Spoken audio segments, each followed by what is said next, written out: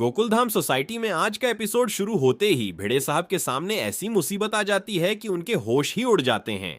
पुरुष मंडली भिड़े को बताती है कि रेनोवेशन का खर्चा बढ़ गया है और अब उन्हें 5 लाख रुपए देने पड़ेंगे। इतनी बड़ी रकम सुनकर भिड़े बुरी तरह टेंशन में आ जाते हैं। उन्हें समझ नहीं आता कि इतने पैसे कहां से लाए जाएं। आखिरकार वह अपनी बैंक एफडी तोड़ने का फैसला कर लेते हैं, लेकिन जैसे ही भिड़े बैंक जाने के लिए निकलते हैं, पुरुष मंडली को एहसास होता है कि मजाक कुछ ज्यादा ही सीरियस हो गया है। सब भिड़े को रोककर सच बता देते हैं कि 5 लाख रुपए वाली बात सिर्फ एक मजाक थी। ये सुनकर भिड़े की जान में जान आती है और बाकी सब लोग भी जोर जोर से हंसने लगते हैं। यानी जिस बात ने भिड़े को परेशान कर दिया था वही आखिर में पूरी मंडली के लिए कॉमेडी का रीजन बन जाती है। इसके बाद सब लोग साथ में नाश्ता करते हैं, लेकिन यहाँ भी जेठालाल अपनी किस्मत से परेशान नजर आते हैं। उनकी शर्ट पर केचप गिर जाता है और इसी बात को लेकर नोक झोंक शुरू हो जाती है। थोड़ी देर पहले जो माहौल टेंशन से भरा था वह अब पूरी तरह कॉमेडी में बदल जाता है। फिर कहानी गड़ा इलेक्ट्रॉनिक्स पहुंचती है, जहां जेठालाल की मुलाकात बालम से होती है।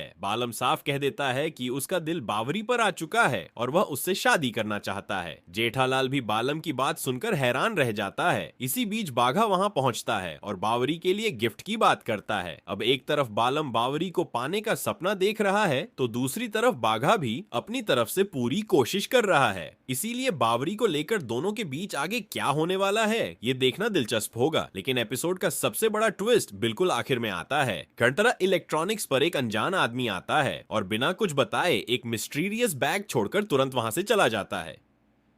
जेठालाल बैग को देखकर हैरान रह जाता है। आखिर ये आदमी कौन था? बैग के अंदर क्या है?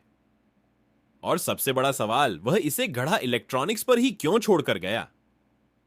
कहीं ये बैग बालम और बावरी की कहानी से जुड़ा कोई राज तो नहीं, या फिर गढ़ा इलेक्ट्रॉनिक्स पर एक नई मुसीबत आने वाली है? अब इसका जवाब अगले एपिसोड में ही मिलेगा। आपके हिसाब से मिस्टीरियस बैग के अंदर क्या हो सकता है? कमेंट में अपना गेस जरूर बताना।